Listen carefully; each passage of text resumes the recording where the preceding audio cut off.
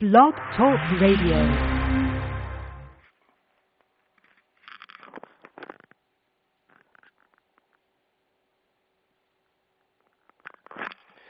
Boa noite, amigos. Estamos aqui começando mais uma emissão do True Outspeak, Sinceridade e Fato. Como sempre, vou começar lendo aqui o editorial do Diário do Comércio, que eu acabei de enviar para lá. O título é Por Baixo da Mesa. Irmão siamês do desconstrucionismo, o multiculturalismo é assim definido por um professor uspiano. Abre aspas. Não tem sentido falar de verdade tout court, só de verdade para um determinado grupo cultural. O multiculturalismo apregoa uma visão caleidoscópica da vida e da fertilidade do espírito humano, na qual cada indivíduo transcende o marco estreito da sua própria formação cultural e é capaz de ver, sentir e interpretar por meio de outras apreciações culturais. O modelo humano resultante é tolerante, compreensivo, amplo, sensível e fundamentalmente rico. A capacidade interpretativa, de observação e até emotiva se multiplica. Fecha aspas. Isso foi escrito por Roberto Fernandes no artigo Multiculturalismo Intelectual, revista da USP de junho a agosto de 1999. Qualquer pessoa que saiba ler e não tenha passado pela USP percebe que o projeto multiculturalista, assim definido, e essa definição não diverge de outras tantas que circulam nos meios universitários, se estrangula a si próprio no bercinho. Se toda verdade está condicionada à visão de um determinado grupo cultural, ninguém pode, aspas, transcender o marco estreito da sua própria formação cultural, fecha aspas, e muito menos, aspas, ver, sentir e interpretar por meio de outras apreciações culturais, fecha aspas. Se alguém consegue saltar por cima das fronteiras culturais, é porque há uma verdade acima de todas elas e essa verdade é acessível à inteligência humana. O multiculturalismo consiste, portanto, em fazer na prática aquilo mesmo que na teoria ele proclama ser impossível. É um caso extremo de paralaxe cognitiva, em que o sujeito afirma precisamente o contrário daquilo que o seu próprio ato de afirmar demonstra da maneira mais patente. É o deslocamento radical entre o eixo da experiência intelectual efetiva e o da construção teórica supostamente baseada nela. A incongruência é tão patente, tão grosseira, que não posso acreditar seja filha da distração gerada no leito das meras coincidências. Com efeito, a contradição aí embutida só permanece levemente camuflada pelo fato de que seus polos se situam em planos diferentes, a teoria e a prática. O estudante, portanto, só pode continuar envolvido nessa prática se for induzido a jamais confrontá-la com a teoria, isto é, se ele se tornar incapaz de cotejar a expressão verbal da teoria com o conteúdo teorético afirmado implicitamente pela prática. Dito de outro modo, o adestramento no multiculturalismo consiste em habilitar o aluno para se persuadir de que sabe alguma coisa sempre que não sabe o que está fazendo com ela.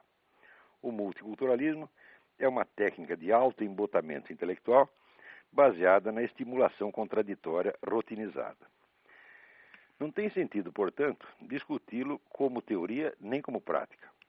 Só o que cabe é revelar o ardil psicológico por trás da articulação de ambas e, em seguida, denunciar o conjunto como aquilo que é, um instrumento de dominação criado para transformar milhões de universitários em idiotas militantes, hipnotizados e postos a serviço de seus professores. Às vezes fico até consternado de ver o esforço que brilhantes intelectuais conservadores, como o nosso José Guilherme Melchior, despenderam em impugnar ideias esquerdistas. Ser bem-sucedido nesse esforço não significa nada quando as ideias não valem por si e são só camuflagem de alguma operação mais discreta. Se um vizinho safado vai jogar baralho na sua casa com a intenção de ficar passando a mão na perna da sua esposa por baixo da mesa, não é vantagem nenhuma você vencê-lo no jogo. O que importa é virar a mesa e encher o sujeito de porrada. Muito bem, encher de porrada é uma ideia quase irresistível que nos ocorre quando nós lemos esta esta denúncia apresentada aí no Mídia Sem Máscara pelo meu amigo Ipojuca Pontes, sobre a nova tradução do livro de Fyodor Dostoiévski, Os Demônios. Os Demônios é um dos melhores romances já escritos no universo e uma obra absolutamente indispensável para a compreensão do mundo moderno. Nela, Dostoiévski, que era um sujeito que tinha a prática dos movimentos revolucionários subversivos por ter participado deles, mostra o modus operandi, né, desses movimentos e, de fato, profetiza todo o desenvolvimento posterior do estado de coisas na Rússia, com a revolução, o advento do comunismo, o genocídio, etc, etc. Ora, o tradutor, um tal de seu Paulo Bezerra, que é um camarada que estudou na União Soviética no tempo do comunismo, o que já é altamente suspeito, porque nós sabemos que todas essas bolsas de estudo que eram distribuídas às centenas, às milhares aqui no Brasil, para estudar na União Soviética, eram tudo coisa da KGB. Então, quer dizer, o currículo desse homem já não o recomenda muito. Mas esse o Paulo Bezerra, na apresentação que ele faz do livro, ele procura dar a ideia de que Dostoiévski não está denunciando o comunismo, apenas o stalinismo. Eu digo, ora, peraí, Dostoiévski não era tão profeta assim. Quer dizer, para prever que dentro do fenômeno geral chamado comunismo ia aparecer especificamente uma variante chamada stalinista. Não, ao contrário, vamos dizer, o mal, a brutalidade, a má intenção que ele denuncia são do movimento socialista em geral, do movimento materialista, do movimento revolucionário em geral. Ele está falando contra todo mundo, anarquista, socialista, comunista, todo mundo. E o sujeito tenta aqui, vamos dizer, limpar a barra do movimento comunista e aproveita para falar mal do George Bush. Quer dizer, o George Bush então seria culpado de todo o mal que está sendo denunciado pelo Dostoiévski. Ora, isto é de uma vigarice absolutamente intolerável. Quer dizer, o que se pode fazer com esse seu Paulo Bezerra? Cuspir-lhe na cara, né? Acho que não adianta nada, porque o sujeito tem cara de pau, nem isso vai se tocar. Né? Mas fique aqui claro que esse seu Paulo Bezerra é um vigarista intelectual de marca, tá certo? Alguém cujo trabalho certamente não tem valor nenhum e que deve ser solenemente ignorado. Fica aqui registrado o protesto contra essa editora 54, que confia num vagabundo desse. Tá? Quando existem tantas traduções anteriores de Dostoiévski, algumas muito boas. Eu ainda acho que aquela edição da antiga José Olímpio, que tinha uma edição em 10 volumes, ainda é o melhor. E a própria edição Aguilar, embora as introduções não sejam muito adequadas, também é uma edição boa. Então evitem a edição da editora 54. Não comprem essa porcaria. Leiam, prefiram ler até Dostoiévski, alguma outra tradução, leiam até em malaio, se for o caso, mas não comprem a edição da editora 34, que tem o serviço desse seu Paulo Bezerra, ou Paulo Vaca, que é uma porcaria. Seu Paulo Bezerra, procura outro emprego. O senhor na esfera intelectual é um verdadeiro bosta. Esqueça. Vai trabalhar de frentista de posto de gasolina, tá certo? Vai ser banqueiro de bicho, vai fazer alguma coisa decente. O que você está fazendo é uma pouca vergonha. Muito bem. Agora, uma outra coisa maravilhosa que teve aqui nesta semana é, vamos dizer, a matéria da revista Piauí. Vocês podem encontrar no site www.revistapiauí.com.br/2006/10 em letras DEZ/perfil.htm. Ou então vai só na página revistapiauí.com.br e lá dentro vocês procuram. Tem uma matéria escrita pelo Luiz Macluf Carvalho chamada O Ortodoxo. Vocês sabem quem é o Ortodoxo? É o nosso velho e inesquecível Marquês de Sade. Ele diz umas coisas aqui, mas tão fabulosas que eu custo a crer. Quando a gente pensa que ele chegou vamos dizer, no ápice da vigarice, ele se transcende, né? Ele dá uma volta por cima e consegue inventar um negócio que acho que ele mesmo não acreditaria uns meses antes. Ele, por exemplo, ele dá aqui a definição da burguesia. Prestem atenção. A burguesia é uma classe privada que tira suas vantagens através do Estado, né? Digo, bom, no Brasil, de fato, acontece isso. A burguesia brasileira, né, ela vive de sugar o Estado. Por isto mesmo, é a burguesia, como dizer, a burguesia progressista, como se chamava o antigo Partido Comunista. Ela sempre está namorando com a esquerda e ajudando esse pessoal da esquerda e paparicando, né, intelectualerdas como o próprio Emir Sader. Agora, esse negócio de ser uma classe privada que tira vantagem através do Estado, o próprio doutor Emir Sader, ele ilustra isso com a sua pessoa de uma maneira extraordinária através dessa enciclopédia contemporânea da América Latina e do Caribe, que ele dirigiu e publicou, que é um volume de 1.348 páginas, com capa dura, papel couché, e custa R$ 190. O livro, como sempre, tem um montão de patrocinadores. Aqui, Petrobras, Eletrobras, BNDES. Estão vendo? A burguesia tirando vantagem através do Estado. E também tem três apoiadores também estatais: Caixa Econômica Federal, Banco do Brasil e Ministério da Cultura. Ora, o Dr. Sader, para fazer essa porcaria, ele ficou recebendo R$ 4.000 reais por mês durante 2 anos, tá certo?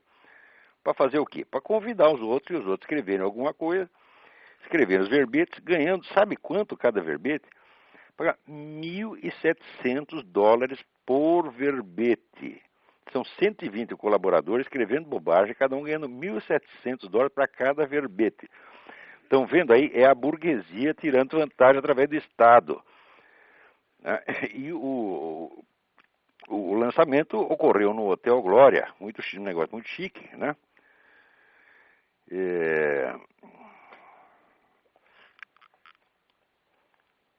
E tá aqui, o livro saiu com 1.040 fotos, 136 tabelas. Essa enciclopédia é irmã gêmea daquele famoso Dicionário Crítico do Pensamento da Direita, que também foi obra desse mesmo grupinho, também paga a peso de ouro por essas mesmas entidades estatais, Petrobras, Banco do Brasil, etc, etc, que está aí para alimentar com dinheiro público essa corja de vagabundo, que não entendem absolutamente nada desse assunto. No caso do dicionário, isso ficou demonstrado com evidência. Eu considero esse dicionário um crime. Eu acho que todos os autores e colaboradores dessa porcaria tinham que estar na cadeia, tá certo? Eu já demonstrei que isso foi uma falsificação propositada, quer dizer, um show de ignorância e de má-fé, assim, suficiente para acabar com a carreira desses caras. Felizmente, o Fernando Barros e Silva, que escreveu sobre o Marquês de Sader na Folha de São Paulo, ele declara que, aspas, como intelectual, Emir Sader é um zero à esquerda. Não há nada de minimamente relevante ou inspirador no que escreve. Aqui eu tenho que protestar. O Marquês de Sader é minha inspiração constante. Ele é muito inspirador. Tá certo? Não posso aceitar essa declaração do Fernando Barros de Silva. Agora, eu achei mais lindo o comentário do próprio Emir Sader com relação ao que o Fernando escreveu dele. Ele diz: fiquei chocado com a violência e o reducionismo.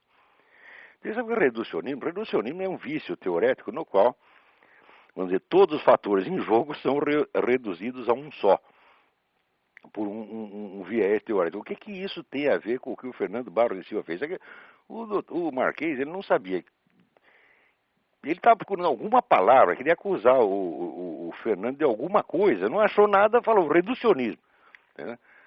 Podia acusar de viadagem, de estelionato, qualquer coisa, não achou, não, fica reducionismo. Tá bom? Quer dizer, é um xingamento apenas.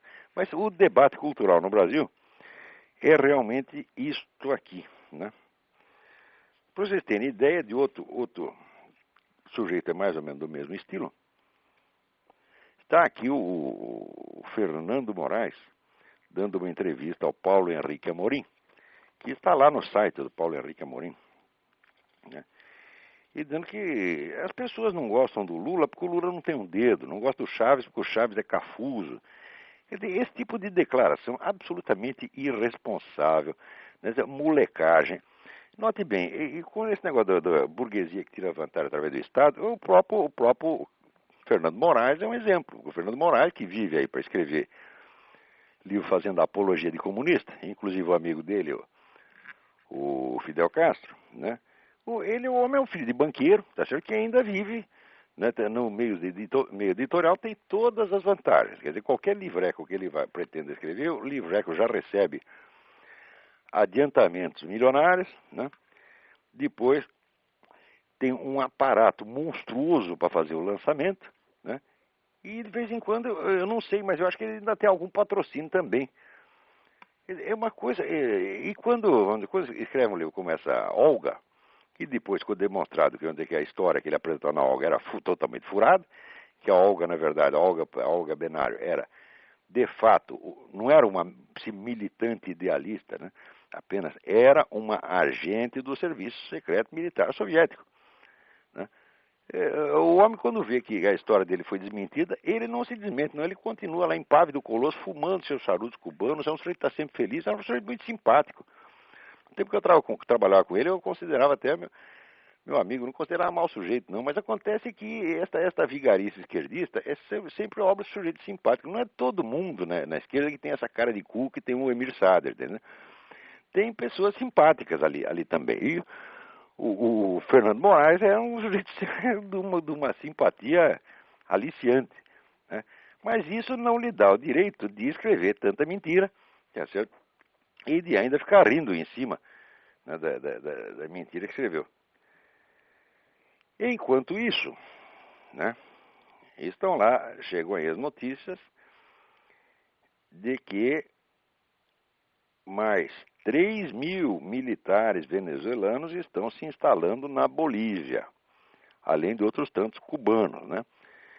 E o Chávez está passando lá para os bolivianos todos os fuzis velhos, que não precisa mais, porque ele comprou esse monte de fuzil Kalashnikov, então sobrou, né, o fuzil velho para os índios, né? Para os índios ir na frente e morrer primeiro, evidentemente. Os bolivianos, todo trouxa, eles vão dar a cara a tapa para promover a ascensão do chavismo no continente, né? Ali no YouTube você pode encontrar alguns vídeos muito interessantes sobre o Hugo Chávez. Vão lá no YouTube, põe o Hugo Chávez, vocês vão achar coisas interessantes. Agora, por incrível que pareça, ainda tem gente aqui na América Latina, aqui nos Estados Unidos, que vê a América Latina com aqueles olhos róseos, de que o problema é só o Hugo Chávez, de que o Lula é bonzinho, etc, etc. O embaixador Jaime Daremblum, que é um sujeito que eu gosto muito, é um homem muito honesto, muito correto, que preside aqui o Hudson Institute, ele é um dos últimos, né, apóstolos da bondade luliana aqui nos Estados Unidos, porque aqui já não tem mais ninguém que acredite nessa balela. Mas o velho embaixador ainda está insistindo nisso. Eu espero que ele mude de ideia. Agora, eu não sei se vocês se lembram, quando houve aquele problema com o Mel Gibson, né, o filme A Paixão de Cristo, teve um monte de associações judaicas que saíram descendo o cacete, ele dizendo que o filme era antissemita, etc, etc. E na época, eu vi o filme, examinei e falei, olha, o filme não tem nada de antissemita, até tem filmes anteriores, tem o filme Barrabás, que é feito por um diretor judeu, né? O filme Barrabás apresentava os judeus de uma maneira muito mais negativa do que o Mel Gibson, e ninguém falou nada, né? Além disso, não me pareceu que a imagem dos judeus no filme fosse realmente negativa. O próprio Caifás era mostrado como um sujeito fanático, mas um homem honesto, que queria prova das coisas, quer dizer, que agiu de acordo com a sua consciência, não como um sujeito maligno, malicioso, né? Bom, acontece que quem organizava essa campanha anti-Mel Gibson era a Anti-Defamation League, a famosa ADL, chefiada pelo Abraham Fox. E na época eu escrevi um artigo que chamava Advertência aos Judeus, Aviso aos Judeus, e o aviso era o seguinte, olha, vocês não confiem muito em gente que fica defendendo vocês contra o Mel Gibson, mas ao mesmo tempo fica de namorinho com essa esquerda pró-islâmica. Tá certo? Eu disse isso, muita gente achou que eu estava exagerando, porque na época eu não citei nenhum fato. Mas agora, vou acabar de citar. Aqui nos Estados Unidos tem um eminente colunista e radialista chamado Dennis Prager, judeu. Né? Ele faz uma coluna excelente que vocês podem ler no Town Hall, TOWNHALL.com.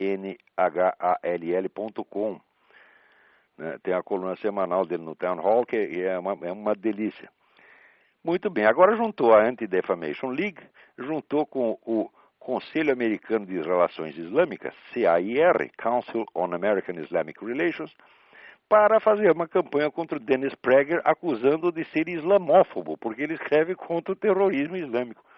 Olha, veja o que é essa ADL. Isso é um bando de filhos da puta. Não se pode confiar nesta gente. Quer dizer, eles se fazem de bonzinhos, né, porque na época queriam proteger a comunidade judaica contra o Mel Gibson, como se, né, o Mel Gibson fosse Adolf Hitler, né, ou o próprio Osama Bin Laden. Tá certo? E por baixo ficam fazendo, né, ficam de namorico com esse Council on American Islamic Relations para difamar um dos melhores jornalistas judeus dos Estados Unidos, que é o Dennis Prager, e acusá-lo de islamofobia. Ora, faça-me um favor, é muita cara de pau. Ainda na mesma linha de acontecimentos, o que aconteceu? Um importante representante do Hamas confirmou que teve encontros secretos com líderes do Partido Democrata. Esse Partido Democrata, ele cada vez surpreende mais. Agora, também eu descobri que naquele caso o deputado acusado de escrever e-mails eróticos para menores de idade, o tal do Mark Foley. Bom, o Foley está aí que nem aquele negócio dos mamonas assassinos, suruba. Me passaram a mão na bunda e não comi ninguém. Porque ele não comeu ninguém, ele só escreveu uns e-mails para os moleques. Os e-mails são indecentes, evidentemente, mas que eu saiba, até hoje ninguém conseguiu comer ninguém por e-mail, né? Quer dizer, o negócio ficou na intenção eletrônica. Acontece que esse assunto já estava sendo acompanhado mais ou menos pela tal da Comissão de Ética do Congresso, a comissão bipartidária, e alguém vazou a informação para os outros caras do Partido Democrata para eles poderem fazer barulho e tirar vantagem eleitoral disso aí antes que a coisa acabasse de ser investigada pela Comissão de Ética. Daí fizeram aquele bafafá tremendo em torno do Mark Foley, o sujeito perdeu o mandato, se desgraçou todo, tá certo? Sem que, vamos dizer, houvesse nenhuma prova, exceto de intenção. Porque, olha, todo mundo tem o direito de ter o desejo que quiser, e de fantasiar o quanto quiser, tá, né? O que não pode é fazer. Quer dizer, ele pode desejar, os moleques podem até dizer que deseja, mas se comeu, aí é um problema, né? Mas ele não precisou nem comer, não pensou em comer, pronto, já, né? Porque você sabe que ser viado é bonito se você for de esquerda. Se for viado direitista, tá ferrado, como estão ferrados todos os viados em Cuba, né? Quer dizer, o tratamento dado aos homossexuais em Cuba é uma beleza. Quer dizer, os caras pegam AIDS, eles isolam, o sujeito é posto dentro do hospital, nunca mais sai de lá, nunca mais vê ninguém. Enquanto isso, o bebê anencéfalo aí no Brasil já está com 27 dias de vida. Era para ser morto. Provavelmente vai crescer, a menina tem reações de um bebê normal. Você consegue segurar o dedo da mãe, né? Mama direitinho, não está faltando nada para ser um bebê normal. Quem anormais são esses médicos que querem matar todos os bebês à mera suspeita de que eles não vão poder viver. Que já é um homicídio preventivo, ela não pode. Ele não vai viver, então vamos matar já. Tá certo? Pode aplicar a mesma coisa para eles, vocês vão morrer um dia, então por que não matar já? Né? Agora, e na Inglaterra, né, que é um país que está ficando cada vez mais louco, já estão propondo a eutanásia dos bebês, depois de nascidos. Quer dizer, nasceu, está doente, defeituoso, liquida. Isso é exatamente o programa do Hitler. O Hitler fez isto. Aplicou isso na Alemanha. E por que nós temos o horror do Hitler agora? Quando os ingleses fazem, nós achamos lindo. Agora, para não dizer que está tudo perdido, a entidade, uma das entidades que estão por trás de toda essa disseminação de ideias monstruosas nos Estados Unidos e no mundo, que é a Planned Parenthood, que foi a madrinha dessas vagabundas, dessas católicas pelo direito de decidir, católicas o caralho, vem cá entre nós. Quer dizer, são pseudo-católicas, mentirosas, vigaristas, entendeu? Eu escrevi contra ela, aquela católica é uma ova, está mentindo, pô. Isso aí é um estelionato, né? Estelionato publicitário, se fazer de católica, né? A pessoa, eles são satanistas, têm culto satanista, e publica até isso na própria revista, e depois aluga uma sala no edifício da Arquidiocese, e do edifício da CNBB, e por isso diz que é católica. Eu digo, se isso não é estelionato, porra, se isso não é estelionato, eu sou o doutor Emir Sader, porra. Né? Agora, essas vagabundas estão tudo aí à solta, se enchendo de dinheiro, inclusive do governo, tá certo? Para ensinar coisas lindas como aborto, eutanásia, etc, etc, e dizer, tudo isso é muito cristão. Agora, a entidade madrinha dessas vagabundas, que é a Planned Parenthood, está realmente afundando, porque ela tinha um monte de clínicas de aborto aqui, e vamos dizer, isso aí, essas clínicas baixaram de 938 para 817. Quer dizer que essa entidade está sendo abalada aqui. É claro que o motivo disso é essas campanhas feitas agora pelos cristãos para alertar as pessoas quanto às atividades desse tipo de entidades. Isso aí está funcionando. Também, para não dizer que está tudo perdido, na Áustria, que Áustria? Na Austrália, um pastor protestante foi para a justiça e ganhou o direito. Veja você, tem que ir para a justiça para testar esse direito. Ganhou o direito de comparar o cristianismo com o Islã vantajosamente para o cristianismo. Antes não podia, só podia ser ou igual, ou então a favor do Islã. A favor do cristianismo é crime. Daí ele conseguiu entrar na Suprema Corte e ganhou o direito de dizer que a religião dele é melhor que a religião dos outros. Ora, em princípio, você ter uma religião é você achar que essa religião é melhor que a do outro, senão você estaria na do outro, porra. Né? Quer dizer, por que você está numa determinada religião se ela é igualzinha à do vizinho? Se ela não vale nem um pouco mais que a do vizinho, o que você está fazendo lá? Né? Quer dizer, ter uma religião é achar que ela é superior, evidentemente. Agora, se acontece você ser cristão, então não pode dizer isso. Ora, agora, aqui nos Estados Unidos está começando uma campanha muito interessante feita pela minha amiga Mila Ketty. A Mila morou muitos anos no Brasil, fala português direitinho e tal, mas é americana. Então, e ela uma vez descobriu na biblioteca infantil, lá que os filhos dela costumavam frequentar, descobriu um número anormal de obras pornográficas, né, que ensinavam coisas maravilhosas, né, para as crianças, a prática do sexo oral com elefantes, etc, etc. Então,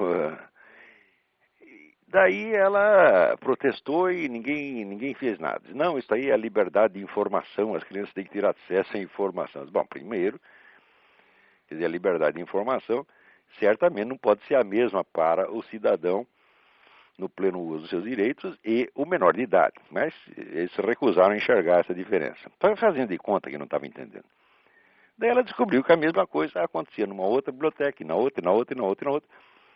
E hoje podemos praticamente assegurar que existe uma política intencional de alimentar as bibliotecas infantis com material pornográfico para pôr merda na cabeça das criancinhas. E a Mila foi a pessoa que descobriu sozinha esse negócio e começou então a fazer uma campanha, deu até uma entrevista no rádio outro dia, e ela está fazendo um site, ela publica um newsletter, que vocês também podem pegar na internet, no seguinte endereço, www.plan2succeed, plan, P-L-A-N, 2 é o número 2, Succeed, succeed.org/grassroots, GRASSROOTS.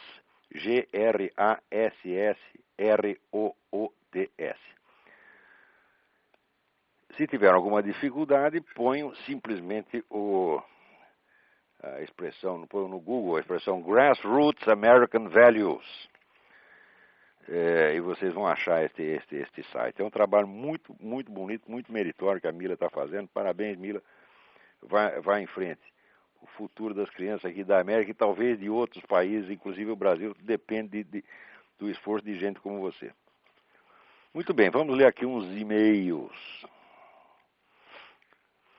Aqui uma carta de Miracatu, Josué Modesto Passos. Uma estapafúrdia decisão do Superior Tribunal de Justiça decidiu que as autoridades fiscais podem fazer uso das informações bancárias do contribuinte, pelo pretexto de que ocorre apenas uma inocente, aspas, transferência de informações guardadas pelo banco à autoridade fiscal, que tem o dever legal de manter em sigilo os dados obtidos. Ora, mas o que é isso? Se já foi lá, já olhou, que sigilo é este? Quer dizer, antigamente quem tinha o direito a sigilo era o banco. O governo não tinha o direito de entrar lá. Agora, o governo diz, não, eu posso entrar porque eu guardo segredo. Ora, vai lamber sabão. Isso é a prostituição da linguagem. Isso quer dizer que a violação de segredo torna-se o quê? Proteção do segredo. Né? Então, assim, no Brasil já não existe mais sigilo bancário. Para mim, isso aí não me afeta pessoalmente, porque o dinheiro que eu tenho no banco é absolutamente ridículo. Pode ser. A única coisa que eu tenho vergonha de mostrar, né? Mas se eles quiserem ver, tá, pode ver. Tá?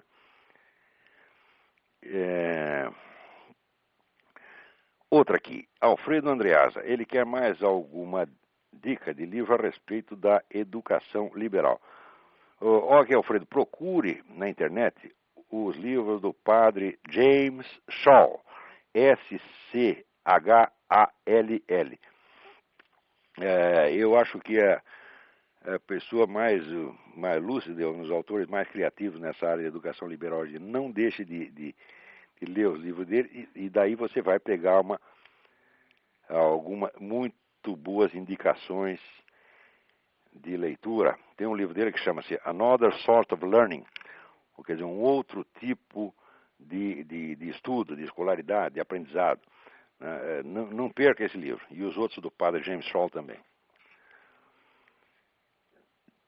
Vamos lá.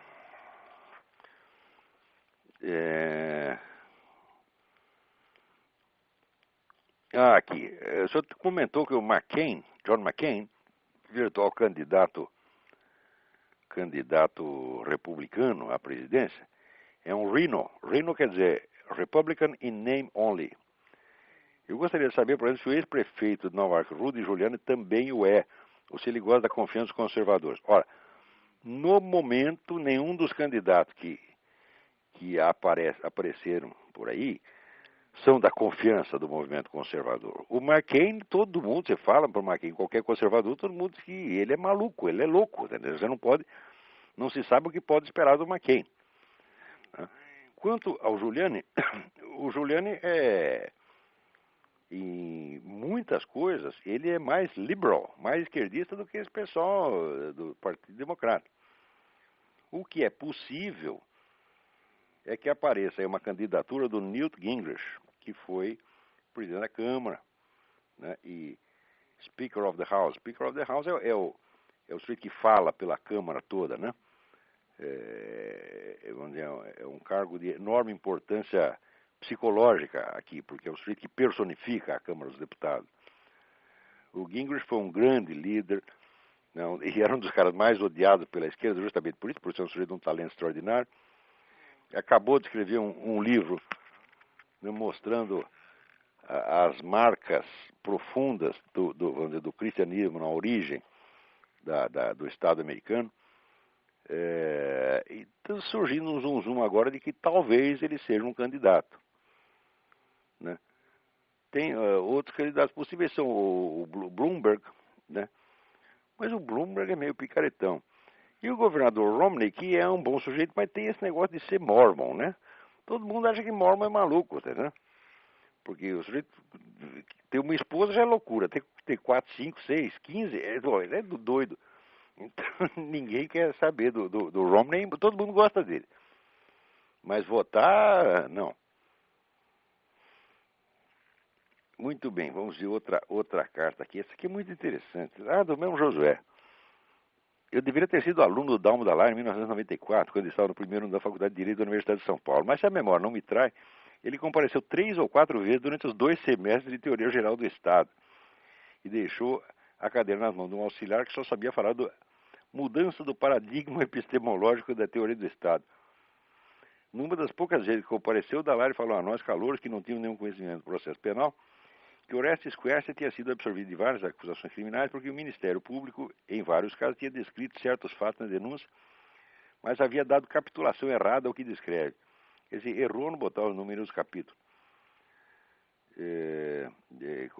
Trocou, quer dizer, denuncia um crime e pede condenação por outra. Né?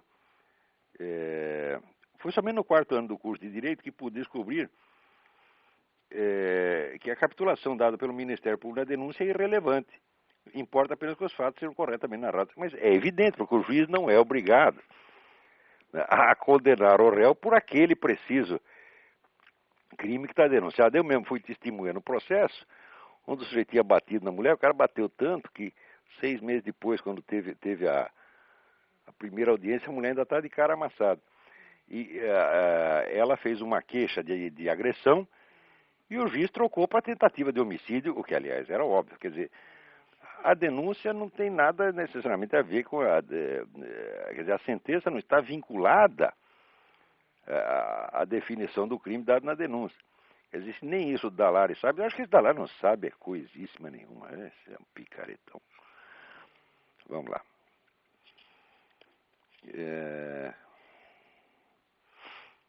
Parabéns pela excelente iniciativa do Talk Show. Aqui é Carlos Cossa. Parece-me que as ideias de Lino LaRouche influenciam grande parcela das Forças Armadas Brasileiras e alguns importantes setores da América Latina. Depreendi que você não se opõe inteiramente a algumas interpretações assumidas por ele, mas que se opõe a muitas suas ideias. Você poderia esclarecer sua posição em relação às ideias defendidas por esse autor? Bom, muito bem, eu não tenho um posicionamento geral contra o Lino LaRouche, mas só quanto aos pontos que eu conheço. Por exemplo, no livro The Science of Christian Economy, eu acho que ele inverte toda a história ocidental, ao dizer que na Renascença houve umas vitórias dos malvados aristotélicos contra os coitados dos platônicos. Eu digo, isso aí é só você ler um pouco, você vê que a ideia platônica, né, das formas matemáticas estava ali no fundo da cabeça de todo mundo. Galileu, Newton, etc, etc. E que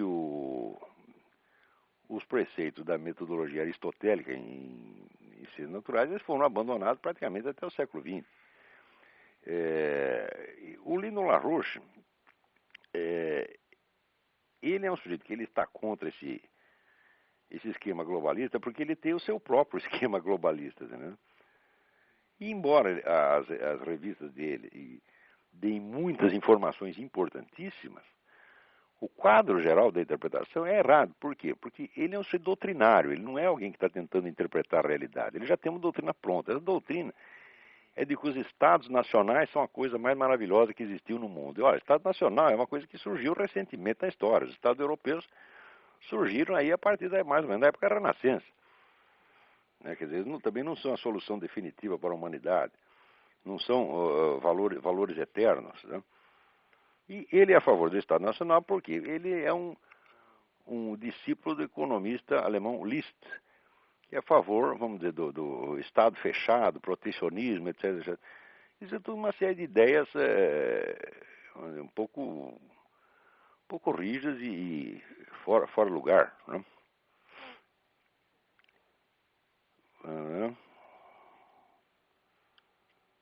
Tá aqui. Essa aqui é a carta interessante. André Pacheco.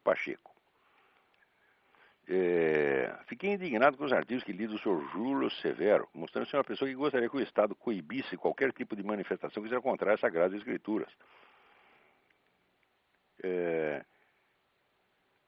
Então ele quer saber qual é a minha opinião. Se eu sou a favor dessa teoria do Júlio Severo, vai ser radicalmente contra. Mas se o Estado vai proibir tudo aquilo que a Bíblia condena, Tá certo? Não vai haver espaço para mais nada. Quer dizer, você não tem. Quer dizer, se você, ao cometer um pecado, você já tem a punição espiritual, possibilidade de você ir para o inferno, e você, em vida, você já vai para a cadeia, diz, mas que é isso, porra? Daí é um duplo inferno. Quer dizer, isso aí eu não posso concordar. O Júlio Severo, meu amigo, gosto muito dele, mas não posso concordar com ele de maneira alguma. Quer dizer, é a ideia de um Estado totalitário opressor. Mas veja como são as coisas paradoxais. Quem está sofrendo perseguição do Estado totalitário opressor é o Júlio Severo. Quer dizer, o Estado brasileiro está fazendo uma desgraça na vida dele, perseguindo, né, violando a intimidade, dando palpite, querendo até tomar o filho dele porque ele quis fazer homeschooling para o filho. Quer dizer, o que é isso? O Júlio, vamos dizer, ele pode ter uma ideia totalitária, uma ideia hipotética, que nunca vai ser levada a efeito. Mas ele está sofrendo aí uma opressão totalitária, de fato, na realidade. Né? Então, ó aqui, ó, o André, do que depender de mim, esse Estado que coíbe tudo que é proibido nas Sagradas Escrituras não vai existir jamais. Se depender de mim, não. Espero que jamais exista uma coisa dessa. Vamos ver o que mais aqui. Bom, vamos ver se tem alguém na linha aí esperando. Tem. É Fábio. Alô? Alô? Alô? É o Fábio? Isso. Tudo bem? Tudo Alguma bom? dúvida aí? Isso. Alguma pergunta? Então, Olavo, eu estava...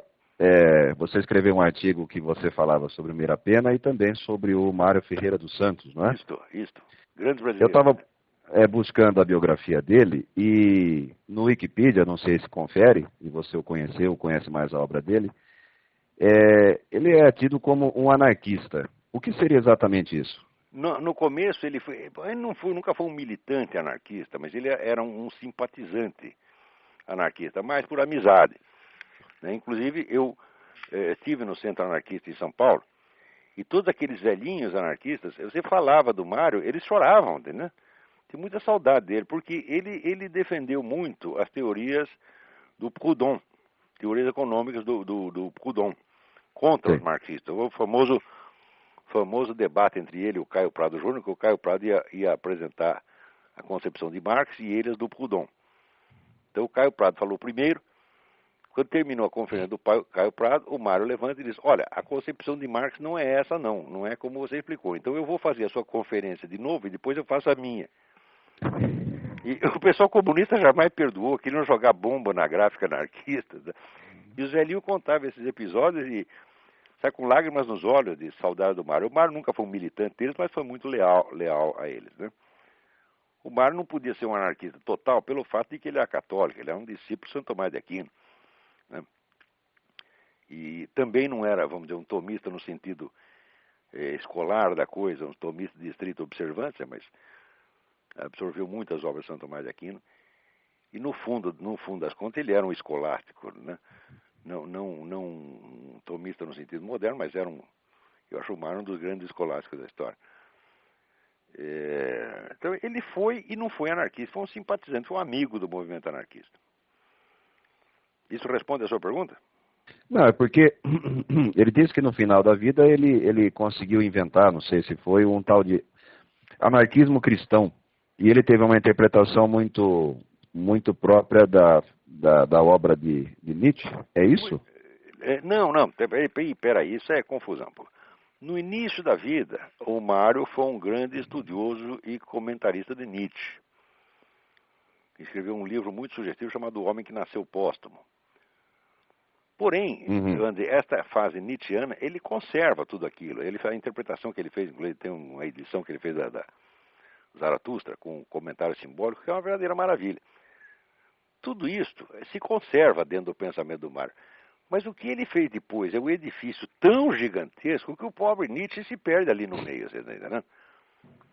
Quer dizer, o Mário como comentarista de Nietzsche é uma coisa, e o Mário como filósofo plenamente realizado é outra coisa completamente diferente. Transcendeu aquilo infinitamente. O pensamento do Nietzsche no fim da vida não tem mais importância nenhuma para ele.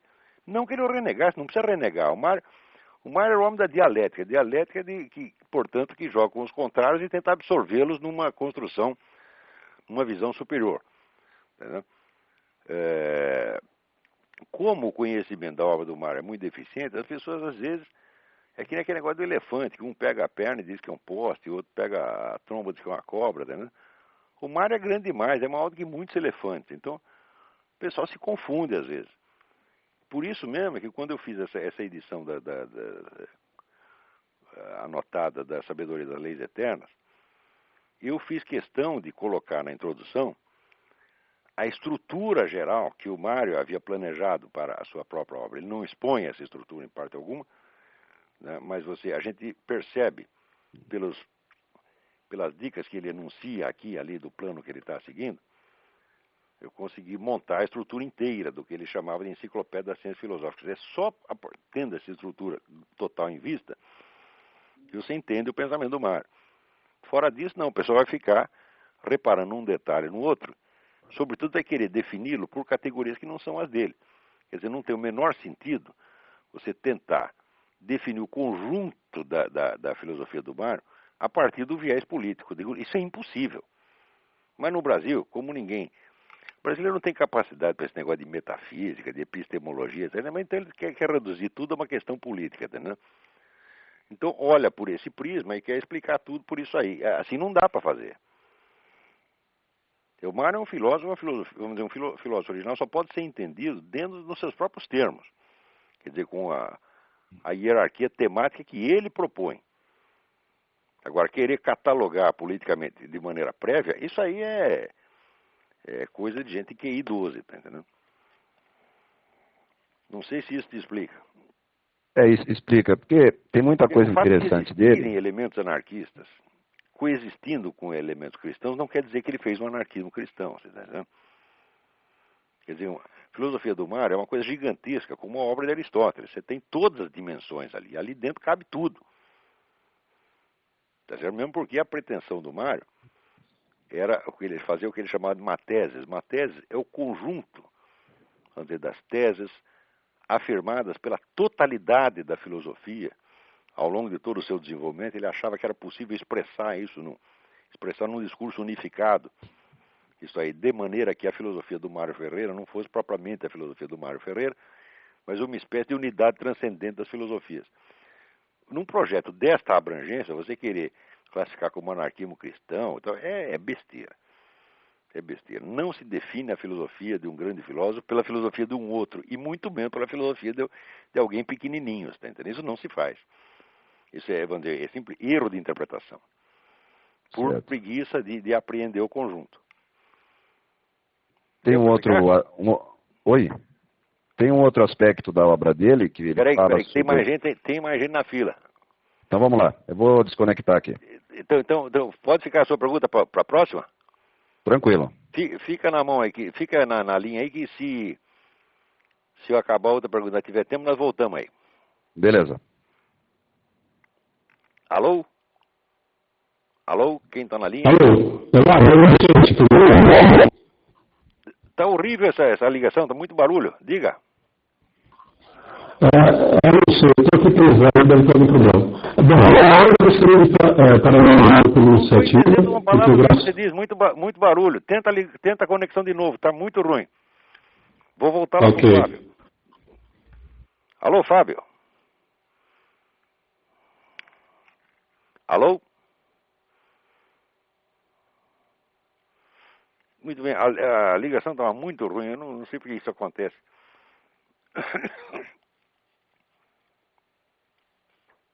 Mas, enquanto isso, vou respondendo aqui um outro e-mail. Alguém me pergunta, por que sujeitos esquerdistas encaram o comunismo como algo diferente do socialismo? Encaram como diferente do socialismo porque são ou ignorantes ou sem vergonha. Porque comunismo é apenas o nome do estágio final do socialismo. Comunismo nunca existiu, só o que existiu é uma variedade de socialismo. Socialismo soviético, socialismo social-democrático sueco, socialismo fabiano, etc, etc. Quer dizer, só existiu o socialismo. A gente usa comunismo assim até por um exagero, entendeu? Agora, os caras querem dizer que assim, querem dar a ideia de que comunismo é uma coisa ruim e socialismo é bom. Eu digo, mas isso é uma maravilha. Isso aí é a mesma coisa que dizer que Beelzebub é melhor que Satanás. É exatamente a mesma coisa. Inclusive, na sua versão mais adocicada, que é a social-democracia europeia, outro dia eu estava comentando aqui aquela descoberta do escritor Vladimir Bukovsky de que a KGB financiava todos os jornais, os principais jornais social-democratas da Europa, durante a década de 70. Então, agora, o sujeito quer se prevalecer de uma diferença de palavras, vai dizer que uma coisa é malvada e a outra é boazinha, isso aí é fraude. Comunismo não existe, só o que existe é socialismo. Outro dia, inclusive, o José Justo de Tavares escreveu uma coisa dizendo o seguinte: olha, eu fui social-democrata minha vida inteira, mas estou acabando de descobrir que isso só serve de instrumento para o comunismo. Eu digo, descobriu a pólvora. Muito bem. E eu acho que hoje não dá mais tempo de fazer nada. O negócio aqui tem um monte de e-mails, mas já esgotou. Vamos ver se tem mais alguém na linha aí. Vamos ver. Alô? Alô, quem está na linha aí? Oh. Alô? Olavo, sou eu mesmo que continuei na linha. Então, vamos ver, você tem outra pergunta. Então, eu queria que, se possível, você explicasse melhor o que é, na visão do Mário Ferreira dos Santos, a invasão vertical. E se isso tem a ver com a rebelião das massas do Ortega Gasset. É exatamente o mesmo processo. Só que ele usou vamos dizer, uma expressão que tinha sido criada pelo Walter Rathenau. Walter Rathenau era o ministro da Economia da Alemanha que foi assassinado por um anarquista. Quer dizer, ele sentiu invasão vertical dos bárbaros exatamente como é que ele sentou em cima dela, por assim dizer, né? Mas o processo é mais ou menos o mesmo, quer dizer, é um processo de barbarização. Existem vários livros importantes sobre isso já no começo do século. Você tem o do Ortega Gasset, A Rebelião das Massas, é sobre isso. Você tem o livro do Julian Benda, da Trahison de Klerk. Você tem o livro do Jan Huizinga, o grande historiador holandês, o livro que se chama Nas Sombras do Amanhã, existe uma tradução portuguesa. Você tem o próprio livro do René Guénon, A Crise do Mundo Moderno, também sobre o mesmo processo, só que visto de outra maneira. Mas esta ideia, vamos dizer, de uma barbarização do Ocidente, que hoje está diante da nossa cara, a hora que você vê que um tipo como Emir Sader é aceito como intelectual, aí acabou. Na hora que você vê o sujeito escrevendo que Dostoiévski é anti-Bush, acabou. Quer dizer, nós estamos em plena barbárie, evidentemente. Né? Quer dizer, o sujeito vai usar até uma das maiores criações culturais da humanidade, vai distorcer completamente para fazer daquilo um instrumento de uma propaganda política vulgar. Quer dizer, quando chega aí, você vê que a ideia de cultura superior, por exemplo, no Brasil não tem mais cultura superior. O Brasil chegou a ter um rudimento de cultura superior que foi absolutamente esmagado a partir da década de 80, tá certo? E substituído por essa propaganda comunista grosseira. Então, eram coisas que esse pessoal todo dizia que ia acontecer, que na época parecia exagerado. Você vê que a rebelião das massas, quando você lê hoje, parece até adocicada perto do que a gente vê que está acontecendo. Então, mas esse mesmo processo de imbecilização brutal que houve, vamos dizer, em escala menor, houve na Alemanha na década de 30, a Alemanha é uma espécie de laboratório, quer dizer, em escala pequena. O que aconteceu na Alemanha, e que hoje você acompanha, por exemplo, no livro do Karl Kraus, é o que você vê em escala mundial hoje. E praticamente não tem ninguém resistindo contra ele. Na Europa ninguém resiste. Aqui nos Estados Unidos tem muita resistência. Claro, a América pertence a outro ciclo. Quer dizer, a América não foi totalmente afetada por isso. Foi só, digamos, 40% da área cultural afetada por essa coisa. Mas o resto do mundo, caiu na mão da barbárie já há que tempo. Vale a pena ressaltar que... Oi? Diga. Não, é só ressaltar esse Paulo Bezerra, ele é o tradutor de praticamente todas as obras do Dostoiévski aqui no Brasil. Da editora consultei 54? Agora na 34, né? 34, 54, 74? Tanto faz, né? Sei lá o que é. E... Olha, se a editora tiver número, for 54, o número terminar em 4, não compre. Procure a antiga edição da José Olímpio, que é muito boa. Aham. E que em sebo você vai encontrar muito barato. Ótimo. Né? Então, acabou o nosso tempo, estamos aqui encerrando o programa. No dia 25 nós vamos ter o programa normalmente às 8 horas. Né? Aí vocês já terão terminado o seu almoço de Natal. À noite estarão prontos para ouvir as más notícias. Tá bom? Então, até a semana que vem. Muito obrigado a todos.